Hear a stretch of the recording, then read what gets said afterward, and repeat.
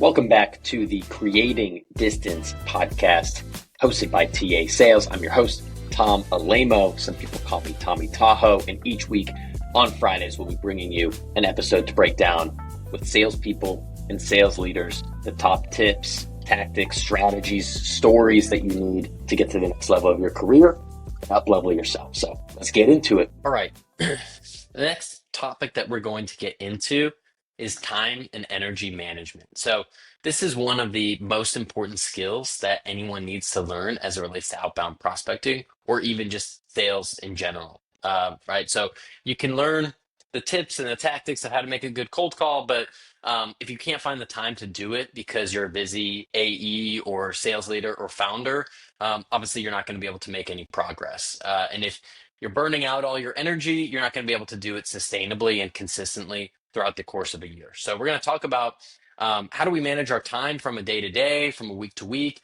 and then how do we keep our energy high so that we can consistently commit to prospecting and create a habit around it that we can use it every single day throughout an entire year. First, to set the stage, there's a great quote that I love from Gary Keller. Gary Keller is founder of Keller Williams, the largest real estate company in the US. And he says in his book, The One Thing, it's not that we have too little time to do all the things we need to do. It's that we feel the need to do too many things in the time we have. So his book, The One Thing, is one of my top 5 or 10 books I'd recommend to a salesperson or a leader. And it's really all about prioritization and how do you focus on, in his opinion, the one thing that really makes everything else easier to do. So as a salesperson, what is one thing that you can do every day that makes the rest of your job and the rest of your life much easier is prospect and create a big pipeline. And we talked about that. If your job is setting meetings and creating pipeline, it is obvious that that is the number one thing. If you are a closer, it makes everything much, much easier. It makes it easier to negotiate. It takes some of the pressure off how you run deals. Makes it easier to run certain timelines because you have an abundance of opportunities. If you feel like there's a scarcity mindset and you only have a few opportunities, you start to give commission breath in your deals and you start to really push too hard, and people can feel that on the other side. So the way to really focus on what Gary says about prioritization is to make sure that you understand what the most important things are, and then how do you eliminate distractions so that you can focus on those things relentlessly. That's what we're going to talk about today.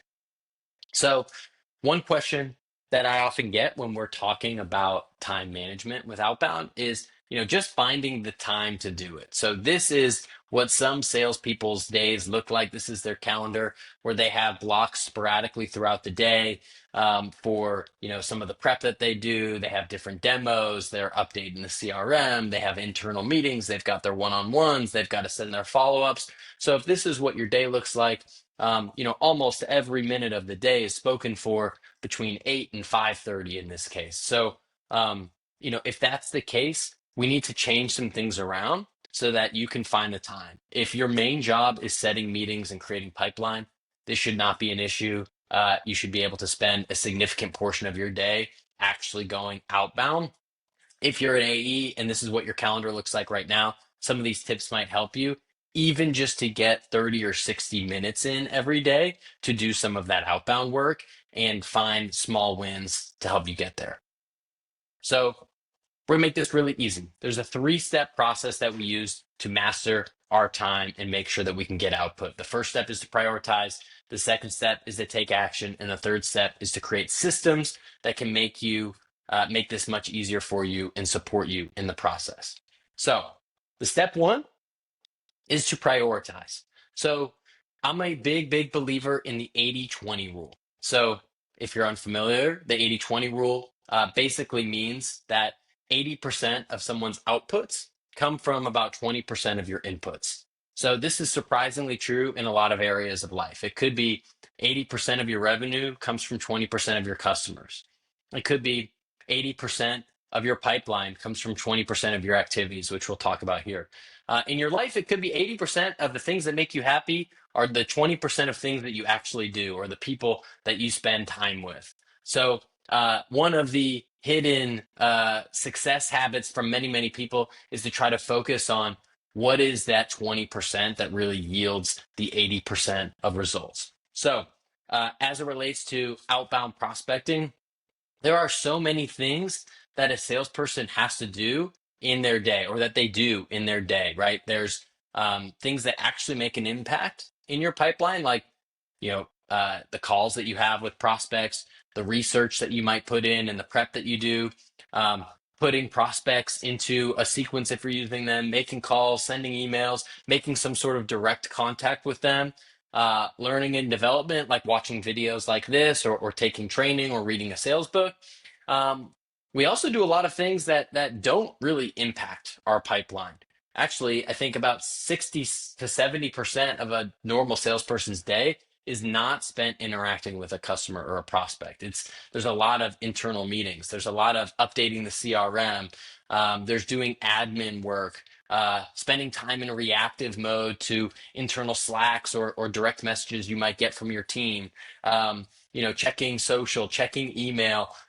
Even obviously the breaks that we take throughout the day, taking a break for lunch or walking your dog or whatever it might be. So, the whole point of this is not to say, hey, we need to eliminate all of those other things, because it's likely that you will need to go to internal meetings. There's likely that you will need to do some of these other things. But how can we spend more time on the proactivity, and how do we spend the best hours of our day on some of that time?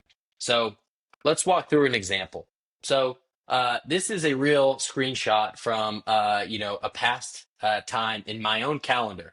So I am a maniac with blocking off my calendar, with color coding my calendar. You can see it looks like a rainbow here.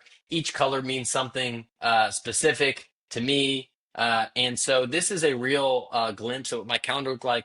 This was about a year ago, and I had noticed, I was seeing some of my sales numbers drop for my company. And I was the sole salesperson. And so, really all you need to know about this page right here is that green means revenue. So anytime in green, you can see some of these blocks were for my outbound mode, which we'll talk about in a minute. And then some of these other smaller greens were sales calls. So, roughly less than 10% of my time in that week was spent on actual revenue generating activities. You can see there's all these other calls for coaching calls, there's all these other partnership calls, there's all this other marketing stuff and all these other things that I'm doing, but I'm not clearly spending enough time actually in a sales and doing an RGA, which stands for revenue generating activities.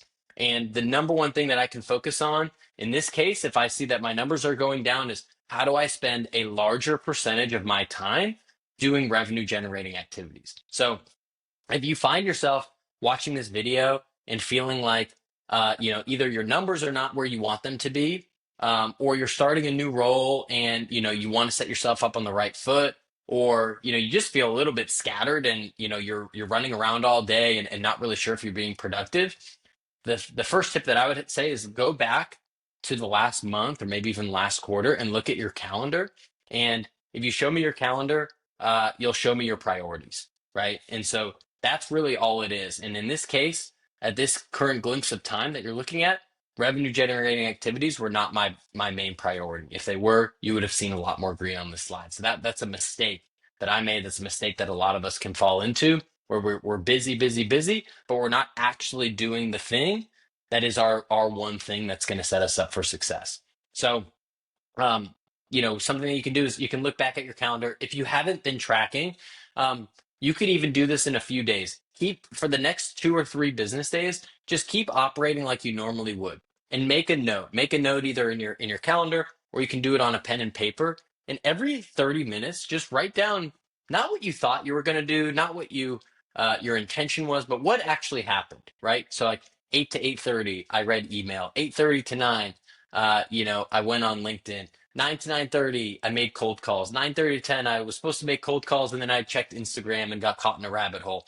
Whatever it is, you just track what you did from a 30-minute basis, for those few days, without judgment, just for the sake of awareness, and it'll paint a pretty clear picture to you of how much time you're actually spending trying to create pipeline. And oftentimes before we try to add new things on and new habits on, the easiest thing to do is just to start to remove a few things from what you're normally doing. And maybe that means you need to limit the internal meetings.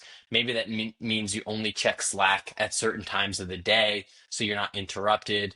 Maybe you need to get into the office 30 minutes earlier so that you can do some of that before your meetings start. Everyone's answer is going to be a little bit different here. But I can almost guarantee you that there's some wasted space in everyone's calendar that you're able to take advantage of and try to be more proactive with.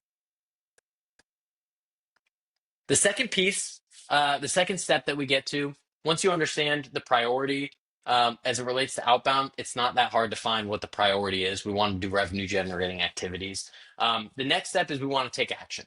And the easiest way to take action is to try to create a habit around it. So I often compare outbound to exercise. So if I was meeting with a friend, I'll back this up a slide. If I was meeting with a friend and he or she said that they wanted to get into better shape, um, what I would not suggest that they do is start the next day and go absolutely ham and work out for 5 hours and throw out every carb and sugar from their home and only eat celery for the next 3 weeks and go on this crash diet, because I know at some point all that stuff is going to hit a wall, and they're probably going to do it for a day or two and then go back to their normal way of living because they just went way too hard at first.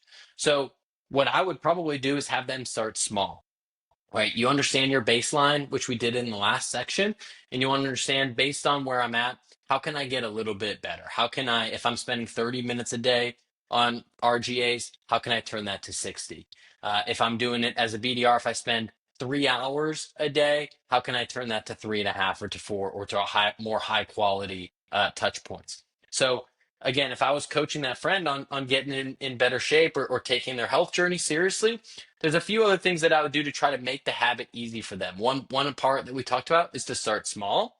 The other part is to try to make it an easier process, try to eliminate some of the friction. So, for someone that might work out in the morning, you might do some things like you might set your clothes out the night before for what you're going to work out in. You might set an alarm clock and you might put it on the other side of the room from your bed if you feel like you're just going to snooze and skip through that. You might have an accountability buddy that is going to show up to the gym, and if you don't show up, they're going to be super disappointed that they woke up at 5:30 in the morning and you weren't there.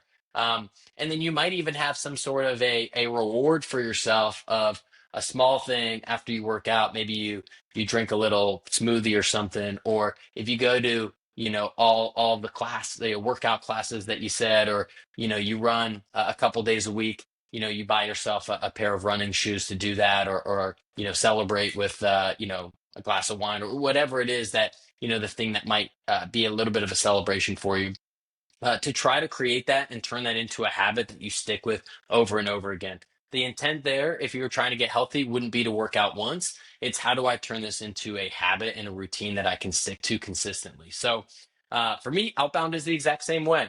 You'll see a picture of Jack the dog here. We'll get to the Jack rule at the bottom, but for me, it's very similar. So like the prep starts the day before as it relates to outbound. So I want to step into my day knowing who am I contacting, who are the accounts, who are the contacts that I care about this week.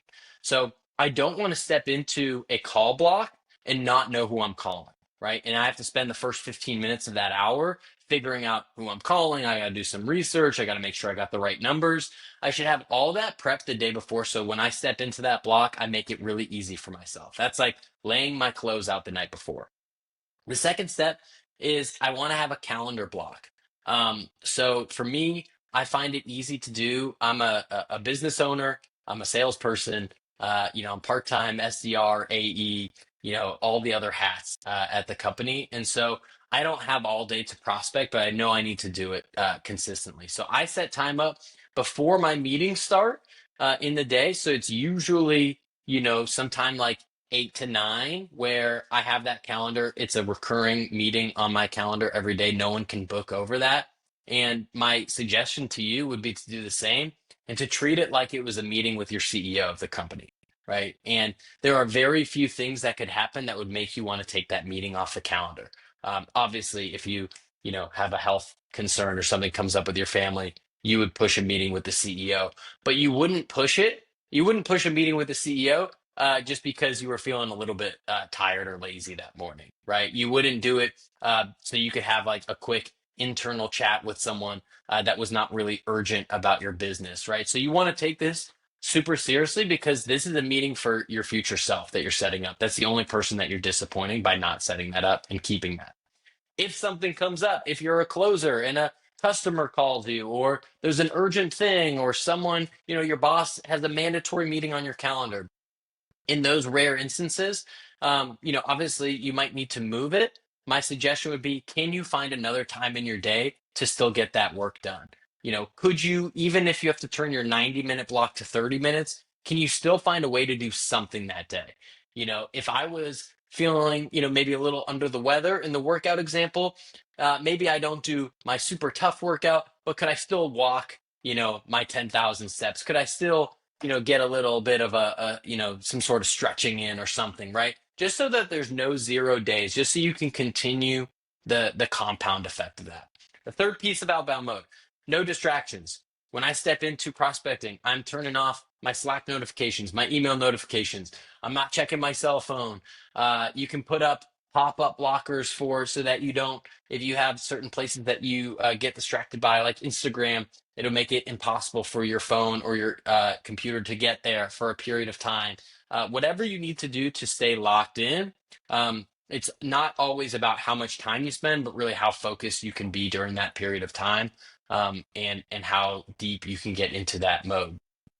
There's common psychological data that shows that when you get distracted, it might take up to 17 minutes for you to actually get back into the state that you were in.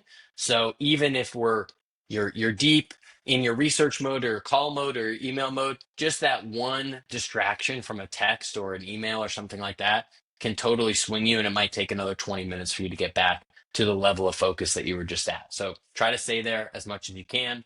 The fourth piece is that mood follows action, not the reverse. So usually what happens is, similar to prospecting, I'm not always excited about a morning workout. Most people aren't. They're not always jazzed up to go for a run or go to their yoga class or lift weights or whatever their thing is. But anyone that is in that practice knows that once you start going, once you got the headphones in and the music's playing and you start to sweat a little bit, it starts to feel good. And you start to get into a rhythm, and then at the very end you're really excited, you're proud of yourself, you feel good, you got the endorphins going. And the same thing can happen in prospecting. It can be daunting, it can be there can be some fear involved, it can be challenging, you don't want to get hung up on, or whatever it might be.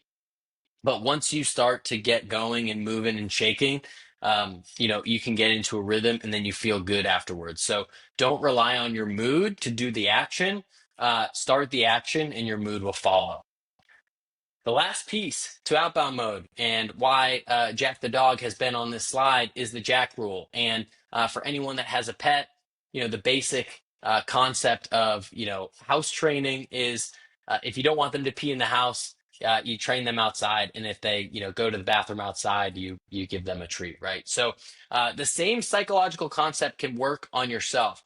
So you can give yourself a quote unquote Jack treat. We have some clients that we'll call them Jack treats. And basically, when their team follows through on their outbound mode, they get some sort of a reward. So you can do this for yourself. You could say, hey, I'm going to buckle down for this 45-minute call block. After that, I'm going to take a walk outside in the sun, or I'm going to grab a cup of coffee, or I'm going to let my mind relax, and I'm going to go on TikTok and scroll for a couple minutes. Whatever it is, what you're actually doing psychologically is telling your brain that, yeah, you just did a really hard thing, but you got rewarded for it. And so you're wiring your brain together to say that you actually shouldn't be so there shouldn't be resistance towards that hard thing, because at the end of it, you're going to get a reward. And so next time that you show up for the hard thing, you're more likely to actually, want to do it or not be as afraid or have as much resistance toward it. So those are the steps to outbound mode. I have this as a recurring invite on my calendar every single day. I've been doing this for a long time, and I remember when I first started it, I was a 19-year-old selling Cutco knives, and I remember the first, lesson that I got was, we did cold calling and we did door knocking, and throughout that summer, I cold called 7 days a week, every single day, did not take a day off. Yeah, I was cold calling people on Sundays. And the advice that my manager gave to me was you miss brushing your teeth before you miss making your 25 calls a day. And that was true. That's how I lived. That's how religious I was about it.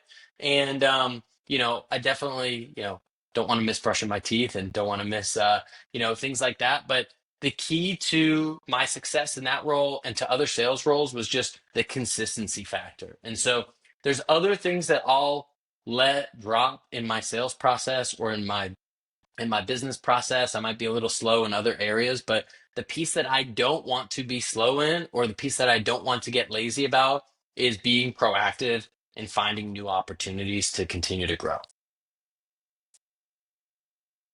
Here's a quick example. Some people that are watching this might have some tools, sales tools, to be able to track their data, and I love that. If you don't have that, sometimes just going old school pen and paper and tallying up how many activities you've had, how many calls you've made, is just as fun. So this is my example of that, of hitting 100 one day and tracking meetings booked and things like that. The last piece to time and energy management that we're going to talk about is creating systems. So we talked about a few of these. One of these that we talked about was time blocking. So we talked about outbound mode as a time block. There are other time blocks and batching that I would suggest. So we'll get to how an SDR or an AE might approach how many contacts, how many accounts that they might research in a given week. Um, in either case, I don't really enjoy the process of research. Maybe you're not like me. So I like to just get it all done at once if possible for the week. So if I was going to find 5 new accounts in a week or 20 new accounts in a week, depending on if I was an AE or an SDR, um, I might just put a block for a Friday or a Monday afternoon, or sometime where maybe it's a little bit quieter, to just batch all of that research. Similarly, like I might batch all of my updates to the CRM. So instead of updating it after every single sales call, I might do it every day for 15 minutes, or I might just do it on Friday afternoons for an hour, just so that my pipeline is updated before my manager or my VP looks at it for a pipeline review on Monday. So how often can you find the things that you're doing little spurts here and there and just batch them can save you some time in the long run. Another approach that we take oftentimes with clients is to try to think in weeks versus days. So I don't know about you all, but my days don't always look the same. There's some days where I have more calls or less calls, or I'm on the road or I'm not. But oftentimes weeks do look pretty similar. There's a constant flow to a week. If we take away vacations, we take away when we might be traveling. But if I'm home at the office, Mondays look similar for me. Like Mondays, there's a lot of internal meetings, there's a lot of prep work. There's that type of stuff. Tuesday through Thursday all kind of look the same in terms of prospecting, the amount of customer calls we have, the amount of client calls we have, proposals, things like that. And then Fridays are kind of a flex day. Sometimes, for me personally, I'm creating content like this. Sometimes there's a lot of sales or marketing activity. It kind of depends. And so you might find yourself in the same position. So you might not get the same amount of activities every day, but could you find the flow of like what a good week looks like for you? And potentially finding things, for when you might have meetings, when it might fit in best into your schedule and into your energy to make sure that you get your prospecting done. The last piece that I'll say about the systems is to talk about hot and cold zones. So, um, you know, what you want to do is try to focus the toughest activities of your day and week for when you have a hot, zone. So basically, everyone has different levels of energy at different times of day. So, the basic idea of this is like maybe there's morning people and there's evening people. I'm a morning person. I'm up early. I'm up at 5. I like to get a workout in the morning. I'm into the office early. Uh, but I'm not doing my best work at 4 p.m. or at 5 p.m., right? I'm doing my best work usually before lunch. And so some people are the opposite of that. And, some people wake up at 7:30 and they get to the office at 9:30, but they're up till midnight and they might be working later than I am and all that type of stuff. So what you want to do is where appropriate with your calendar, of course it matters like where your prospects live and the time zones you're working and everything like that. But um, the way that I would suggest setting this up is that when you're in your hot zones, meaning when you have the most energy, the most focus, the best brain power, that's when you want to do the most difficult thought-provoking tasks. So like that's when I want to make cold calls. That's when I want to have big meetings with customers. That's when I want to try to do some sort of creative prospecting because that's when my brain's going to be firing the best and I want to take advantage of that. What I don't want to be spending those hours on is updating the CRM, doing admin, doing really basic level research. I'm wasting the best hours of my day on those types of activities, which we've already discussed are not revenue generating and are not going to put me closer to my goals. During my cold times, we all have them. I'm a pretty high energy person, but we've all got them. For me, it might be like right after lunch. It might be towards the end of the day. That's oftentimes where, I'll check my email or I'll catch up on some Slack messages. I'll update my own CRM and things like that. But at the very end of the day or right after I ate a lunch is probably not going to be my most successful call block hour. So where you can, try to set up your calendar to align with those hot and cold zones. 1 hour of me at my prime in the day could be equivalent to 3 hours of me, when I'm not feeling as energetic or as sharp mentally. So you want to try to align that as best you can. So um, in summary, what I would do is, go back to the priority, understand what are the few things, your 80/20 rule, that's going to make you most successful in the role. And that's really the focus on revenue generating activities. Take action, set up your own outbound mode for every day that you can, for whatever time that you can commit to. Remember, you can start small and grow at it over time versus start way too big and getting discouraged. And then create systems. Think about what does a perfect week look like for you? How do you time block? How do you task batch? What are your hot and cold zones so that you can make this something that you can stick to consistently? And we will get on to other outbound tactics in the next video. Thanks for checking out that episode. Two quick things as a takeaway. Number one, we would feel honored if you left a review wherever you're listening to this podcast, if it's on Spotify or Apple or YouTube, to just let us know how we're doing, what else you'd like to see. If you'd like to learn more about us, you can check us out at tasales.co. Love to hear from you there. Much love. Have a great week.